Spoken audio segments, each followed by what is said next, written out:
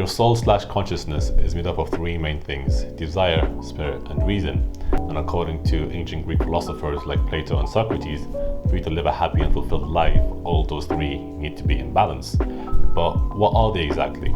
Desires are the urges you have. These can be urges for food, water, sleep, and sex. Spirit is your ambition and your enterprise, and is what generates emotions such as pride, anger, and shame. Reason is the logical thinking part of you and is in charge of the overall decision making and generating the best outcome for you as a whole. And according to Plato and Socrates, for you to have a good life, you must follow your desire, follow your spirit, but decisions made regarding both of them must be guided by reason. Otherwise, you can easily get carried away. Let's say one of your ambitions is to build a good physique. So you go to the gym, you train, and you try to eat properly as well to fuel those training sessions. And one night you happen to be hungry and you consider buying junk food. So your desire, like right now in the situation, is to have some junk food, have some nice tasting food. Reason might come in and go, well, I know you want to have junk food, however, the overall goal you want to have here is to build a good physique. And if you eat the junk food, that will go against that. You will not fuel your training sessions. You're gonna put on weight. You're gonna be fatter. You're gonna not look as good. You're gonna be less likely to attract a mate. And it'll begin registering what the outcome of this situation is, and then give you a solution. As you know, you should not eat the junk food.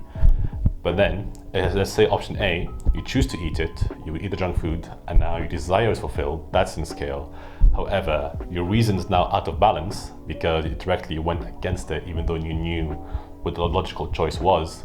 And then your spirit is also down because you did something that went against your overall goal. And that's why, think about it, when you eat junk food, you enjoy for the 30 minutes or 1 hour that you're eating the food, but then after there is a bit of party, you just feels a little bit of shame, like, oh, probably shouldn't have eaten that. And then we have option B, and option B, you do not eat the junk food and you go to the fridge and make a healthy meal. And in this situation, your reason is imbalanced because you did something that's logical choice as well that will fuel your overall goal, your overall ambition to build a good physique. So your spirit is also in balance, and your reason and your spirit are both directly fueled by your desires, by the things you want in life. Issue is that we humans have temporary desires, like wanting to go out for drinks, wanting to eat junk food, etc. We also have long-term desires like a dream house, a dream car, becoming a millionaire, etc. Which is why if you let your desires get carried away, you would find yourself indulging in a lot of instant gratification activities. But when you follow your desires mixed with reason, your reason will guide you towards valuing long-term gratification, like the overall goal you want to achieve in life that take a long time to accomplish, like the ones mentioned previously.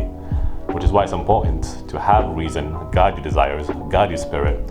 Otherwise, you're gonna find yourself fulfilling a bunch of temporary things that only bring you temporary instant pleasure, but may not leave you fulfilled after. Like mentioned, example, eating junk food, like going out for drinks, like casual sex, etc. But this also proposes the question is that as humans, I don't know about you, but for me at least, there were times where, let's say, I wanted to eat junk food, however, and I knew exactly why I shouldn't do it. I knew the reasons and I was reminded of them, but I still chose to do it. So reason was there, I recognized the reason, but I still went against it to fulfill that desire. So that then makes the argument that, okay, for us to be happy, do we need to have a level of discipline to go, no, I'm not eat that junk food, no, I will not go out, I'm not gonna go out for drinks with my friends.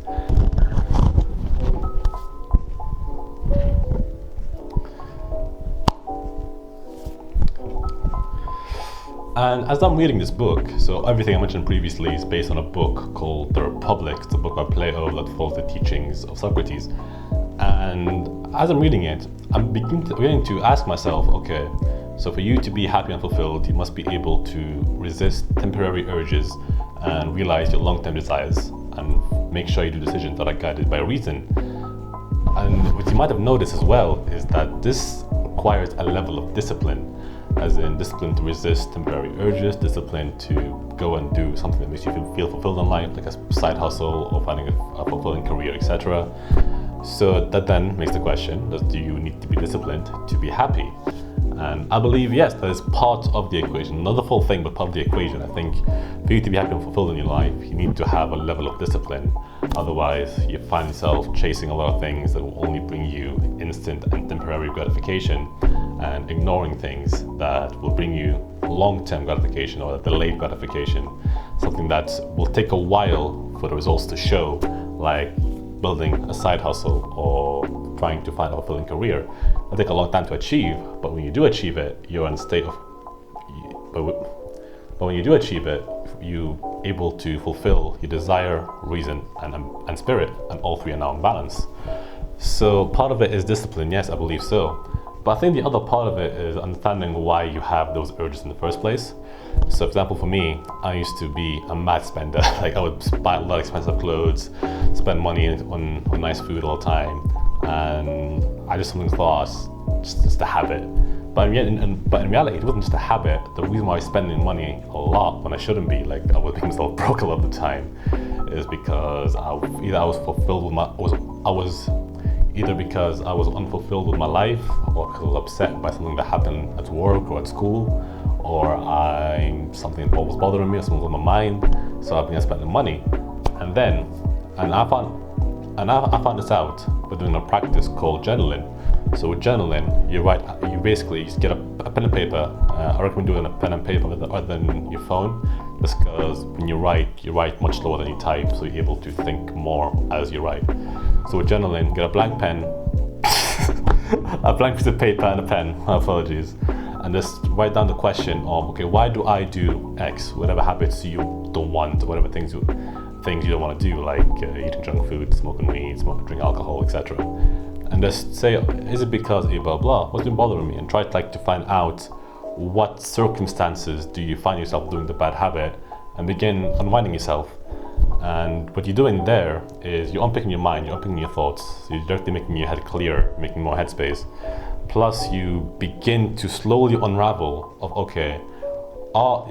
slowly unravel the reason behind that habit that you do.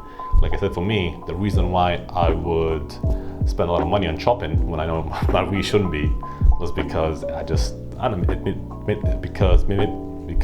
made me feel good when I was feeling down.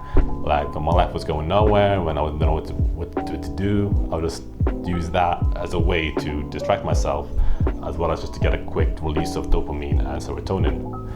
And once I realized that, whenever I found myself wanting to spend money, there's almost like a cue of, oh wait, something's wrong with my life, what is it? And makes a lot more aware of your current state, if you know what I mean, as well as a lot more aware of your nature in general. That's why I recommend journaling. I think it's a very good way to find out the reasoning motivation behind all your bad habits and helps you to break them down.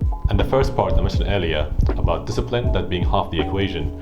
If you want to build discipline, I'll leave a link to a YouTube video by a guy called Hamza. I'll leave it in the description. Basically, he describes how you build discipline, and how discipline is like a skill that you build, and it's the skill of doing the hard work, especially when you don't feel like it, because what that does is you begin to train your mind to do work when it needs to be done, rather when you feel like doing it. Because if you think about it, how often are you gonna feel like doing the dishes, or feel like working on your side hustle? Feeling's never gonna come, but you still have to go out there and get it done.